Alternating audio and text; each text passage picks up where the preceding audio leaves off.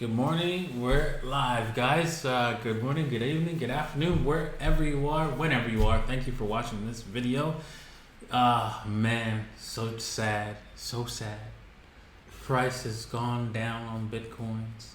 What are we all going to do? Well, we'll survive. We'll survive this. I mean, life goes on. Bitcoin's not going anywhere. Anyways, I'm here with Inti. Hello, everyone. He's going to be, checking the chat room as normal. Checking the sound, Okay. everything. And making sure everything's good. Hopefully everything is good with our videos today. I'm sure it is. But anyways, you know what? Actually, I'm wondering if the sound, because I forgot to move the mic here a little bit closer. Can you guys hear us now? How's the sound out there? Can you hear us, guys? Just let us know if you have any problems with the sound. Anyways, wow. So Bitcoin took a tumble over last week and closed the week out. Let's bring up the charts. Might as well close the week out on a very big, long candle down. Doesn't look good. Situation is really bad. We are closing the previous week out close to this cross here. It does not look. This is not a positive cross, even though this is a slower moving moving average. The 50 period moving average, and then this is 100. The 100 is bending down. The 50 is moving up. And they're going to cross. This might look like it's a positive thing, but usually this doesn't mean anything. Actually, if you go back in time in history, I'm not going to bother with that. It usually doesn't mean anything. Looking further at this price action, we are the only positive thing we can say about where we are today is that we're in this double green box of the moon would call it the golden pocket. I call it the reload zone, or you could call it a trade location. Either way, it's all good. We have like two trade locations, positive trade locations. So if you were interested in dollar cost averaging, now would be the time. Now would be the perfect time to dollar cost average and buy your Bitcoins at whatever price. Now, I just noticed that finally this candle turned green. You can see we have 4 candles, weekly candles of negative action. So a bounce here is not surprising. It's just that I think we should play it as an option to sell.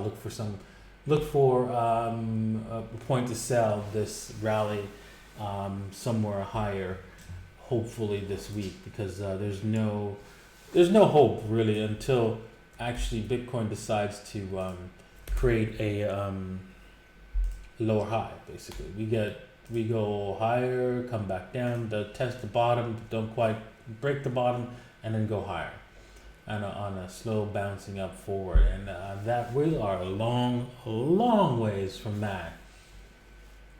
So don't look for it right now.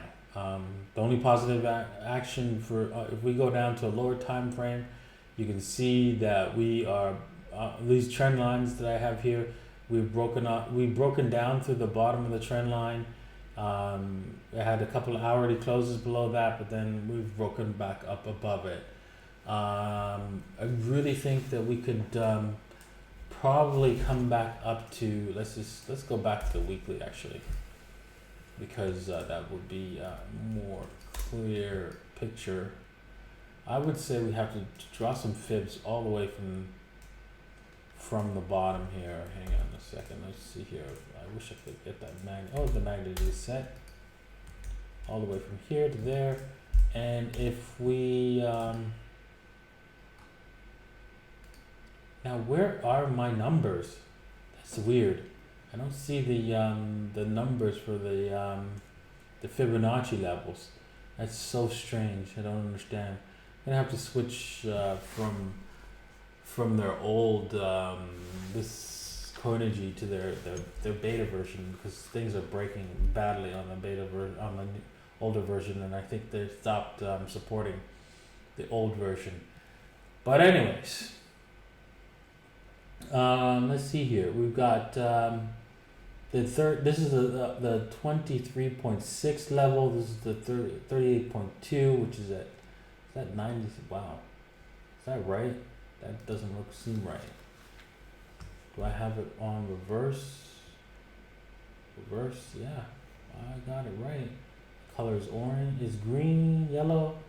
Yeah, yeah, that is right. 38.2 is right there at 9,200. I don't think we're gonna get up there. So I would say the 8,500, and if we like drew another set of fibs, maybe if we just go all the way from here to there, right? The 38.2 from that point is the 7,900 to 8,000 level. So that's more a likely target to start hunting a short on this market. Oh, Davinci. Yes. Alex Martinez Jensen asks, does the price represent real trading or derivative trades, future, paper, Bitcoin? Does that chart specifically? Does this chart that we're looking at? This is the chart of Bitstamp, and so if you were to trade on Bitstamp, you're basically trading on a one-to-one basis. There is no leverage, so you'd be selling bitcoins that you actually have, and so it's really just a metric to determine where price action is going, in a sense, not more of a means of trading. So trading, for example, you'd go to probably to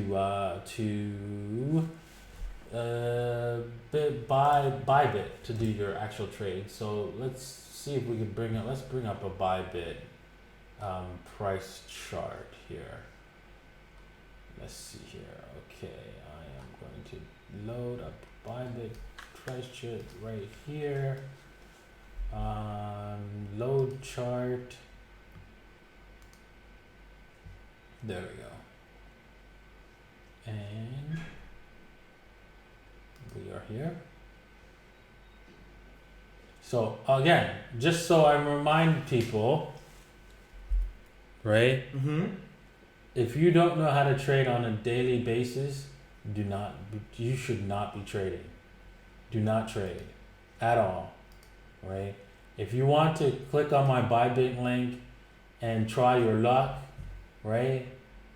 Great, but you know what? You're going to lose money if you don't know how to trade. So please do not trade.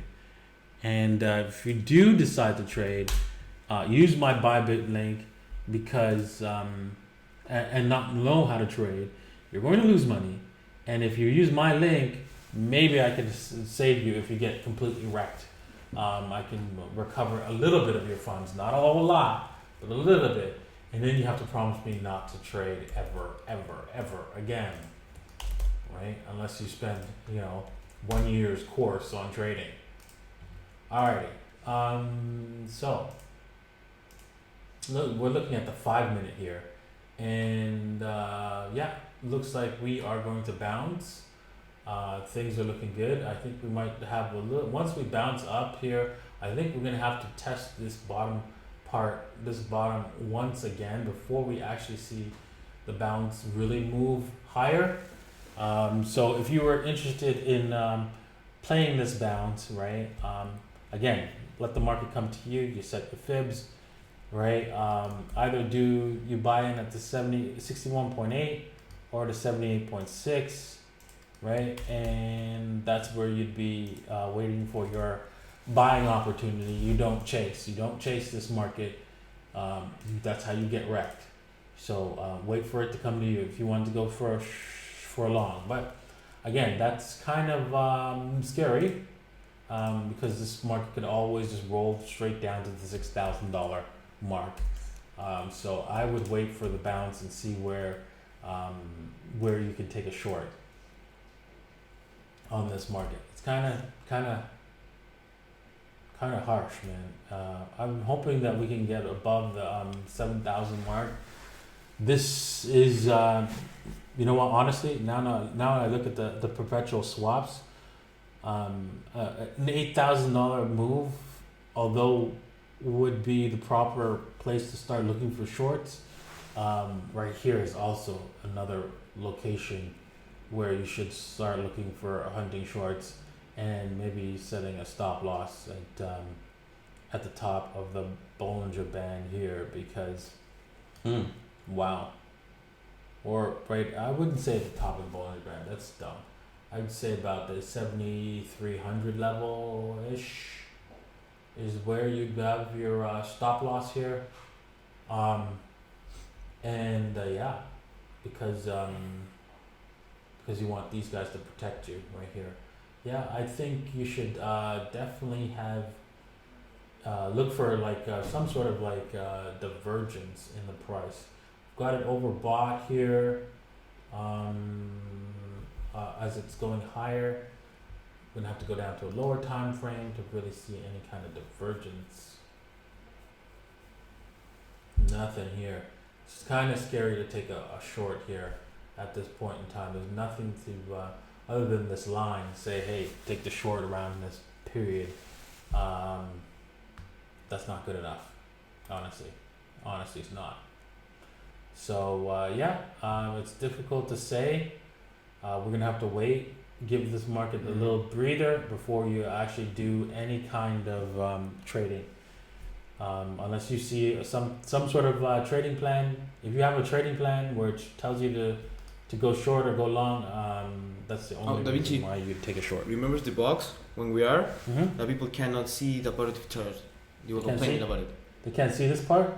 Yeah, they could not see that because of the tutorial. I think it's called. Okay, thank you.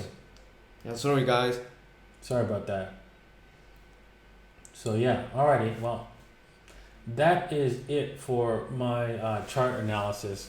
I really think that you should be dollar cost averaging at this point. This is where the banks and and industry players are buying. There's a lot of liquidity here, a lot of people dumping their coins. This is where you're going to where you actually find value for Bitcoin. People are asking when moon. Well, moon's not going to come for a very long time. If you were to look back at the history, let's just do that. Let's look back, right, and see what happens in order to know when we're going to hit a bottom, right? We hit the bottom right here. And once we hit the bottom, look how many weeks. 1, 2, 3, 4, 5, 6, 7, 8, 9, 10, 11, 12, 13, 14, 15, 16 weeks before we actually determine, hey, you know what, this thing's in a bull. Because we had to break this point right here. We had to break here. And it was 16 weeks before we actually broke that. So there you go. I mean, we're gonna have, once we hit, and we haven't hit the bottom yet. So, and when we do hit the bottom, you're gonna have to expect, right, 16 weeks, which is quite a long time. Let's see here. That's what, 1, 2, 3, 4 months almost. 4 months before we can actually say, hey, now the bottom's in. Wow. So expect that kind of deal going forward. We're gonna probably not turn until probably the halvening event, unfortunately, and you're just gonna have to accept it. So look for either wait to hold off on buying for a while, but you never know what the market's gonna do. We could be at the near close to the bottom right now. We could turn at at the 5400 level. Who knows? Beron Umugonch, I think it's called like that, ask, I don't get it. Who's selling at these prices?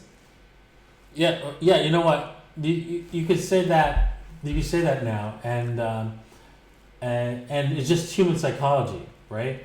People are scared. They feel that, you know what, I can't take losses, and they sell. Basically, they want to get out and hold and buy at a lower price. But the problem is, if they can't hold at this price, they're not going to hold at a lower price. They just don't realize that. So yeah, it's unfortunate, right? But this is psychology, and it works both ways. It works when prices are going down. You could say that when prices are going down, and you could say that when prices are going higher. It's like when prices are going extremely high, you're like, okay, who's buying at 100K? Right? Mm-hmm. You can say that. The greed. Exactly. So it's the same thing, and it's just human psychology, right? When people are fearful and they sell, and when they're really fearful they sell, and when they're really greedy they buy, and that's just the way it is. Anyways, I'm going to move on to another subject that I wasn't planning on talking about originally before, but now I think I should. On the background there, and you can see that I have an application, and I'm going to bring it up here. And what it is basically resistance coin. It's a coin that I currently mine, and I've mined quite a bit of it. And yeah, if you're interested in this, it's basically a decentralized exchange. I don't know if it's going to work out, and you don't have to like invest in it and stuff like that. But if you wanted to, like, you know, dedicate a little bit of mining your computers to this, right? Because it is CPU, it is ASIC resistant right now, and so you can just use your CPU to mine it, and so that's what I do.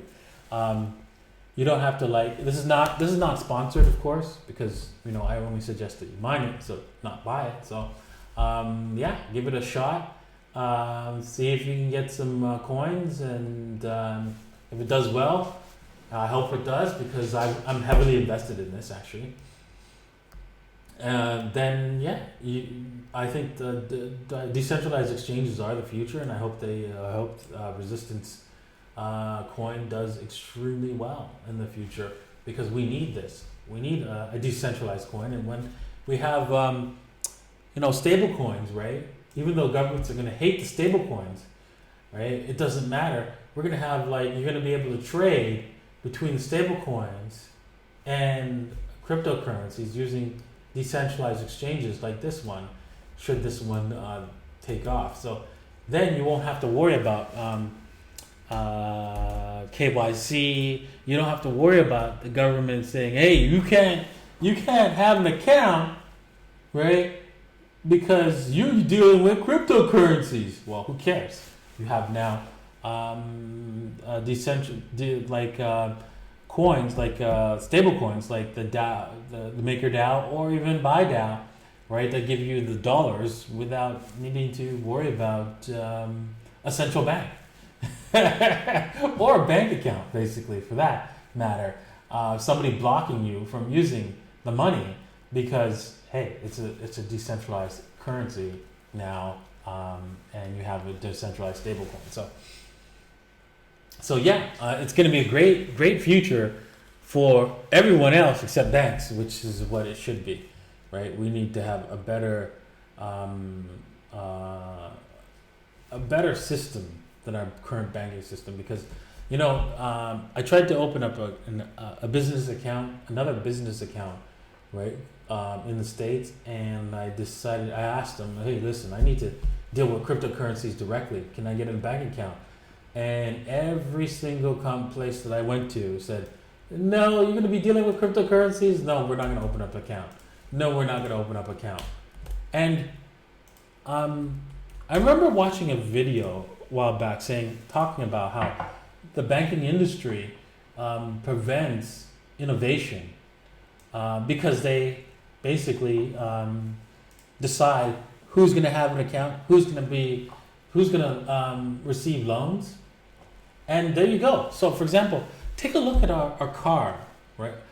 A vehicle, an automobile, has had the same combustion engine for over 100 years. Why is that?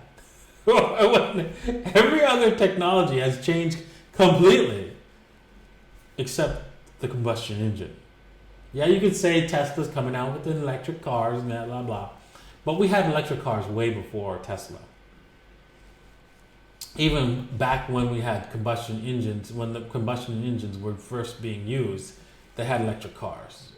It's just that they were squeezed out by the banking system because they understood one thing that you guys don't understand is that they need you to spend the money, have more places to spend the money, and combustion engines require gasoline, which is another place where you actually could spend money. Electricity actually is, I think, creating electricity is a lot cheaper than most people think. I think energy is not that expensive to create because when you look around our whole universe, energy is everywhere. I mean, look, we have the sun, we have heat on our planet, we have energy everywhere.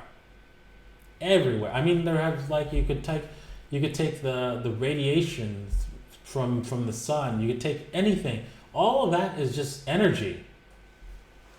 And I really believe we could find ways to collect energy for cheap, and the banking system prevents that from doing that.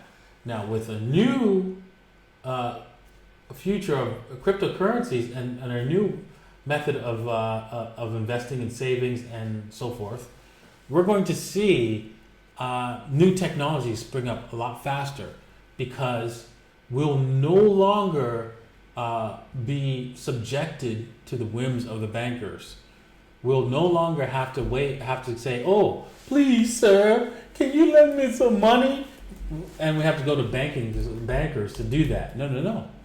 We'll go to each other. We're going to go to a public method of banking that will be completely different than anything that we ever imagined can be possible. So, with that said, on with the question and answer period. Mm-hmm. What questions do you have for me today? We have a lot of good questions. But first of all, CryptoSane asked if you can put the link to Resistance in the chat or in the description of the stream. For sure. I will look up the website myself and then put it up there. I think it's resistance.io, but we have a really good question about South America. Here it is. It's from Sebastian Aldana, and he asks, with the recent rallies in Chile and Colombia, are South Americans getting more into crypto? As you know, Chilean peso is going down, and most of the economies here are going down too. Yes, I would say that I think that places like Colombia, Argentina, and Venezuela, of course, have greater advantage of using cryptocurrencies because their money is dropping so fast that even if Bitcoin goes down, it's still a lot better than what they have. Here, not so much because there's a secondary currency called the UF, which basically moves with inflation, so that you can avoid the losses in the local currency, the Chilean pesos. So yes, there are people here that are interested in Bitcoin more than the UF, and obviously because it's still a fiat currency, and the Chilean pesos, but not as much so as any other country. So that's where it is here in Chile. I think that as the Chilean pesos goes down, you'll get a little bit more interest in the cryptocurrencies, but nothing big. But hey, you know what? Over time, if they try to change the constitution and destroy the country like they destroyed Venezuela, that will happen very, very fast here. Hopefully, I'm trying to prevent that. I'm actually going to set up. I've set up actually a political action committee meeting and meetups.com. So if you live in Chile and you want to join my political action group, so that we can prevent the changing of the constitution, because that is basically the beginning of the end of Chile, and we'll end up like Venezuela or Argentina, because you know what, the referendum is like, yes, vote, change the constitution, or no, don't change the constitution. Well, hello, guess what? You're not writing the constitution, making the changes. Somebody else is, and somebody who's going to make it so that they get advantage and not you. So I would suggest we work together. If you live in Chile, check out the link in the chat box. I just posted it there, and I will place it in the link in the description below. So if you want to join me, I'm gonna have a meetup sometime in December. I think it's December 21st, when we could talk about how we can make changes here and prevent stop the referendum of well, not stop it, but like get people to vote no on changing the constitution, basically. So let's talk about that. All right, next question.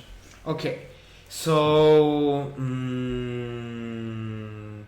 yeah, King Time asks, will you quit on Bitcoin if it goes 3 figures at halving? If it goes to 3 figures in halving? Yes. No. Unlikely that Bitcoin gets down there, but wow, that would have to mean that there is something critically wrong with Bitcoin at that point.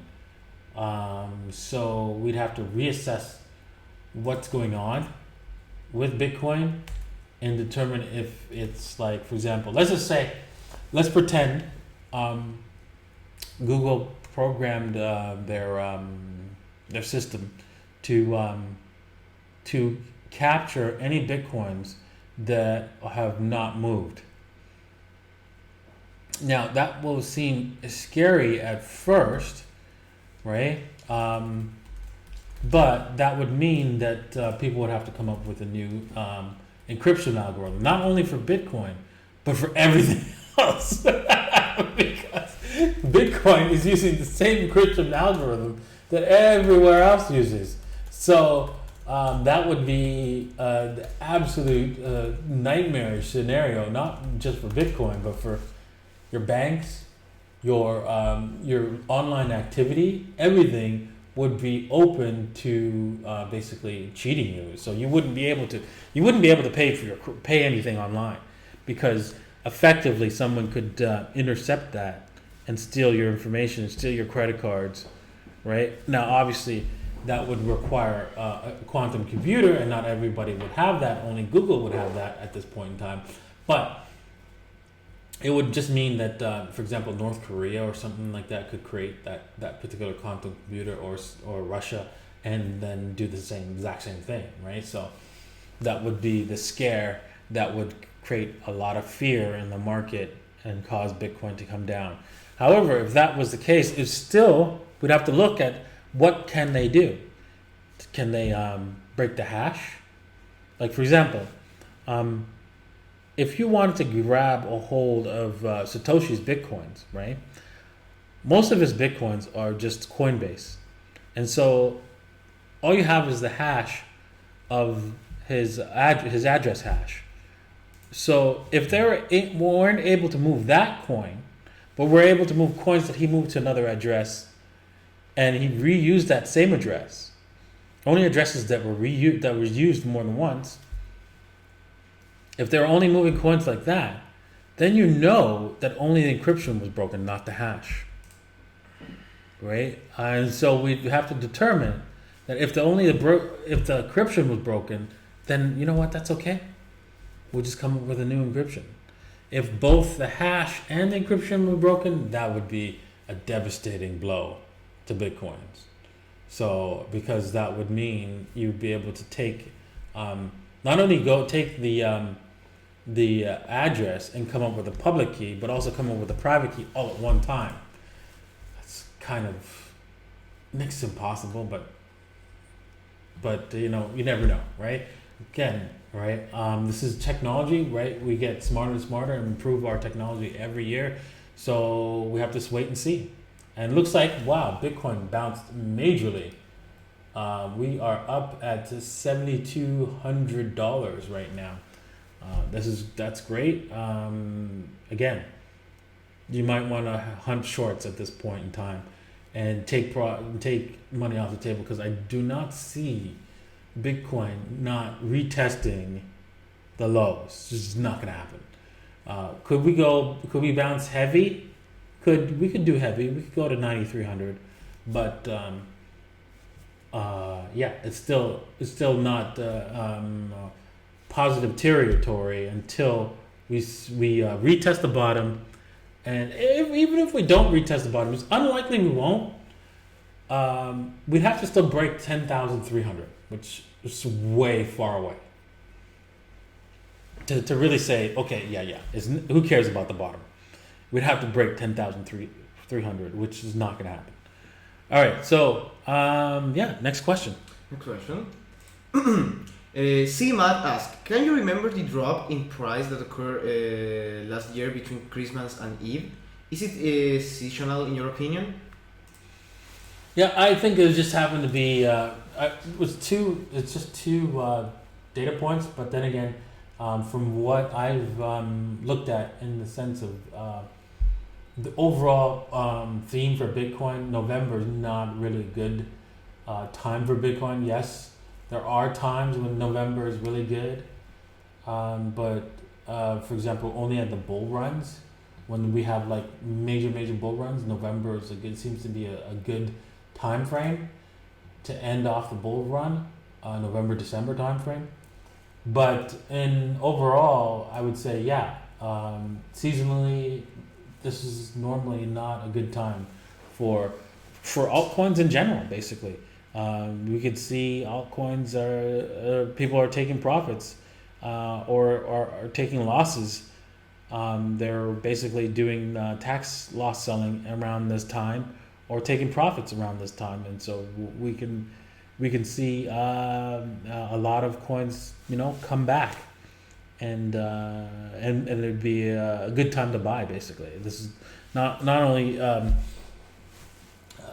bad time for people, for hodlers, but it's also a good time for people who want to for hodlers. Well, for traders, but for hodlers, I think they can really pick up some really cheap coins on the cheap and be able to see some profits later on in the year, in the new year. So yeah, I think you just have to time your buys and make sure that you don't go crazy, and yeah, you should be able to pick up some cheap deals. Everyone wants to know, where do you think the bottom is? They ask you again and again and again. What do you think? I really think 5,400. The lowest we could go as low as 4,000, but only in a weekly candle, I think, and then come back up. I don't see us breaking and staying below, closing below a weekly candle, closing below the 200 weekly period moving average. So that's at $5,000 right now, and I really have a hard time seeing that. I've seen that being broken. Is it possible? Yes, we can kind of go as low as 4,200, right? If we do break that, it's going to be on some really bad news that nobody knew was coming, and somebody set that up. We have a super chat. Kat, what's that? What do you think the logarithmic regression bands apply to Bitcoin? What do I think about the logarithmic regression bands applied? Regression bands. I'm not sure what regression bands are. Are you talking about the Bollinger Bands? You're going to have to be more specific. We're going to have to get back to that question. because I'm not sure what you mean by regression bands, other than the Bollinger Bands. All right, next question. Next question. Excuse me. Okay, CMAT again. Do you think that Bitcoin futures market has a big influence on the normal Bitcoin market? Yes. Basically, consider this. It's a betting market, basically, futures. It's pure gambling market. And like the synthetic derivatives, you know what a synthetic, people don't know what a synthetic derivative, I was about to say, do you know what a synthetic derivative? Okay.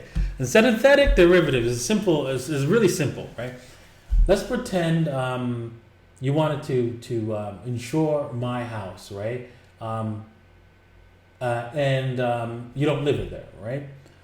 So you could create, you basically call the insurance company and say, hey, I want to insure Davinci's house, right? And everybody does that. Let's just say 2,000, 3,000, 4,000 people all take out fire insurance against my house. Well, what are the odds that a few of those 1,000 people are going to want to burn down my house? Because honestly, it's in their best interest, right, to collect on the insurance policy. So basically, that's what a synthetic derivative is. Basically, insurance policy against, your house, somebody's house burning down, or in this case, the price of Bitcoin going down. So if you're placing bets, right, like this, it makes it easier for you to figure out ways to accomplish what you want to happen. You can and so they will come up with people will come up with unique ways of making the price come back down, especially when you want to bet against the price coming down. And because it's only a cash settled market, right? They want to be able to, and it's a high leverage cash settled market. They have massive incentive to burn the house down on Bitcoin. And that is just another way of doing exactly that. And eventually, the ETF in the future will have the exact same effect, because it will not hold any Bitcoins at all, any more than gold ETF holds gold, or the silver ETF holds silver. Not a chance, no way, not happening. They have no gold, they have no silver, right? And so many people, if you don't believe me, even Jim Rickards talks about this, right? In many interviews, in many of his books, get real, people. The silver and gold market is completely controlled and manipulated, and it's clear that anywhere that you buy gold and silver, most places at least, that they hold it for you, they don't got it, they don't have it. You can forget about the Perth Mint, you can forget about let's see here, the CME or your ETF. Just they don't got the gold, and so don't even think about it. You are just basically going to ruin your asset class that you're trying to see higher prices at. So the only way to do that is to hold the physical asset. And so to hold your physical Bitcoins, please do not trust those systems. Hold your Bitcoins. Mm-hmm. Amen. Nick asked, where to buy Bitcoin with full anonymity? Please provide some options. What can you suggest? There is nothing in the sense of exchanges in order to do that. The only way you can do that is if you put up ads yourself saying, hey, I'm interested in buying Bitcoins. And you have P2P? And you do that basically directly with other people. There are some, I could have swore there was a peer-to-peer mining in the past. I don't know if there's a peer-to-peer, but mining, you could do pool mining in a P2P pool mining, and there's one way to collect some bitcoins, but that's overly complicated, and you're not gonna do that. It's too much work. The best way to do that is then to just get to know people, find people that have bitcoins, that have access to exchanges, and buy the bitcoins from them. And there you go. There's the government doesn't know you got it, and that's it. That's the easiest way to do anonymity on bitcoins, and then you could always then you have to do a lot more than that, because you have to set up torrents, do coin joins, and all that kind of stuff. It's just honestly, it's not worth it in the long run. Unless you're holding and you want to leave the country, United States country, in the future. So don't bother. Okay, we have a question from Ravin1 Timsina. He's been trying to ask this question like for 3 streams or so. Do you ever see Litecoin being one of the fourth of a Bitcoin as picked up by Cliff High's algorithm? Do I think Litecoin? Yes. Being 1/4. No. Litecoin is just another clone of Bitcoin, so there's not really any benefit to using Litecoin. I think Litecoin will still be around for quite some time, but it will never do something like 1/4 of the value of Bitcoin. Now, I'm not going to say never. See, I'm going to take that back. I'm going to pull that back. Never say never, right? So it's possible, just not probable. Only because you already have a cryptocurrency that people will that are building on, and people will try to improve and try to make second layer solutions and better solutions for. And why would anybody else need just a straight copycat? It's low probability that that Litecoin will do extremely well. I mean, it will still go up with the rest of the market when Bitcoin goes mooning, but you won't see massive gains. I have a question for you, Davinci, in terms of altcoins, because I always see like new projects coming up with new features and all that stuff. You know what I think? I think that is just more reasons for you to buy it, and that's it. Because for me, when I'm doing the detailed strategy or buying or trading with altcoins, I don't really care what are the features of the project. I just see market cap, supply, and then I go to technical analysis. What do you think about that? Yeah, I would consider also adding to your fundamental analysis is that older coins, anything older than basically 4 years, right? Have or I would say older than 3 actually. Older than 3 years. 3 years or older. And if they've been through the last pump, they're not going to do as well. They'll still do well. Don't get me wrong. They'll still do well. But the ones that will get the 100x moves are the new coins after 2018. Those newer coins will do some spectacular 100x moves because everybody wants to say, this new coin is going to do what Bitcoin did, and people will buy into new stories more than they would older stories. I get it. Right? So that should be taken into consideration. Now, with that said, these older coins, like I think Dash, they'll probably do well, but not as well as they did in the previous bull run, probably. Only unless they come up with something new to add to their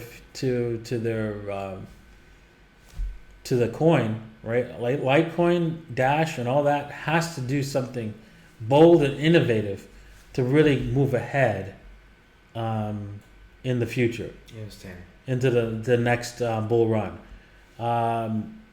As for newer coins, they have like the basically the dream that they're gonna do something absolutely spectacular. They are the same as venture market, right? Sorry? They are kind of the same as venture market. Venture market? What do you mean? Venture, I think. Yeah, venture cap.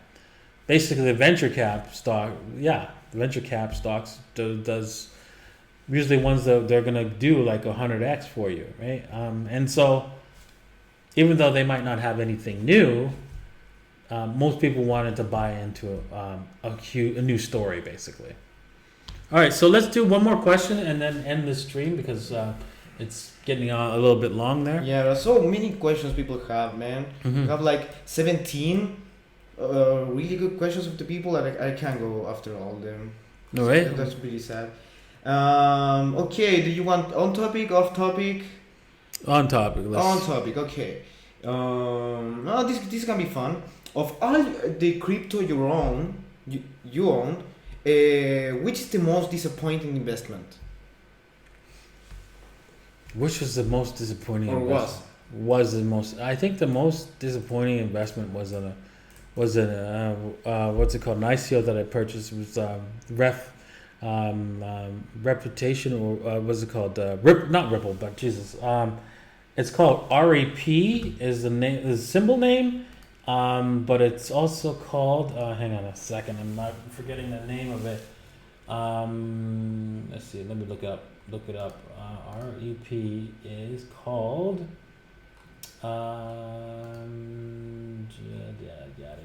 REP. Come on, it's a little slow. My computer. No, it's not showing me. Of course, I got something here, but yeah, that was my worst coin. BitConnect, people says. BitConnect. Oh my God, Bitcoin! No, Augur. That's the name of the coin. I expected so much more from Augur. Yeah, because everybody wants to gamble. Bet on anything and everything, and so providing this kind of technology decentralized technology where you can bet on anything and everything definitely has its advantages, but I don't know why they couldn't pull it off, but it seemed like it was possible with Ethereum, but still they're still working on it, and it's just not taking off as much as I thought it would.